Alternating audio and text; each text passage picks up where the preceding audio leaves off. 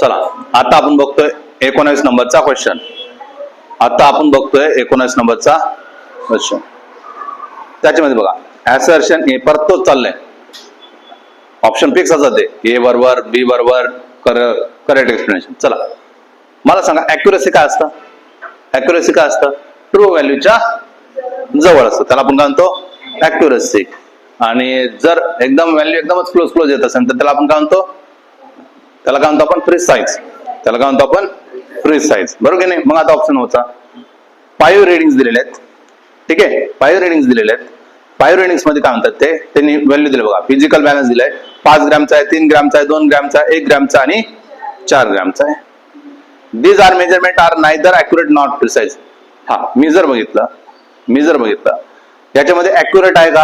अॅक्युरेसीसाठी तुम्हाला काय पाहिजे रेफरन्स पाहिजे. बरोबर की नाही. अॅक्युरेसीसाठी काय पाहिजे रेफरन्स. तर तुम्ही काढू शकतात.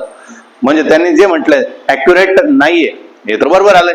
आणि राहिला प्रश्न प्रिसाइज आहे का नाही. हे बघा 1 2 3 4 आणि 5 यांच्यामध्ये मी जर फरक बघितला तर कसं आहे जवळजवळ एकच आहे.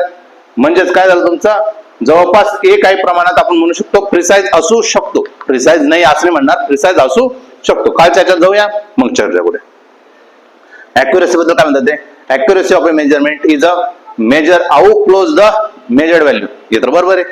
त्याच्यानंतर काय whereas the precision test how closely clustered together the measured value among the themselves. काय किती क्लोज आले. जसं की 4-5 वेळा आला 4-5 वेळा आला तो काय झाला मोर प्रिसाइज झाला. आपण म्हटलं तर ते हे असं म्हटलं तर 3 कंडिशन घेतलं आपण. इथं जर लागत असेल तर मी काय म्हटलं मोर अॅक्युरेट आहे आणि मोर प्रिसाइज पण जवळजवळ आले. क्लस्टर करताय एकत्र करताय म्हणजे क्लस्टर करतायत. हा इथं जर मी म्हटलं अॅक्युरेट आहे का अॅक्युरेट नाही मोर प्रिसाइज आहे. मी असं म्हटलं इथं मोर अॅक्युरेट पण नाही आणि मोर प्रिसाइज पण नाही. इथं काय अॅक्युरेट आहे पण प्रिसाइज नाही. पस्तेच बोलतायत ते. वरचा जर मी विचार केला त्याच्यामध्ये आहे जे व्हॅल्यू आहे थोडेसे लांब चालतात. म्हणजे ते मोर प्रिसाइज पण राहू शकणार नाहीये. म्हणजेच असर्शन कसं आहे परफेक्ट आहे आणि रिझन पण कसं आहे परफेक्ट आहे आणि दोघांचं एक्सप्लेनेशन पण काय बरोबर आहे.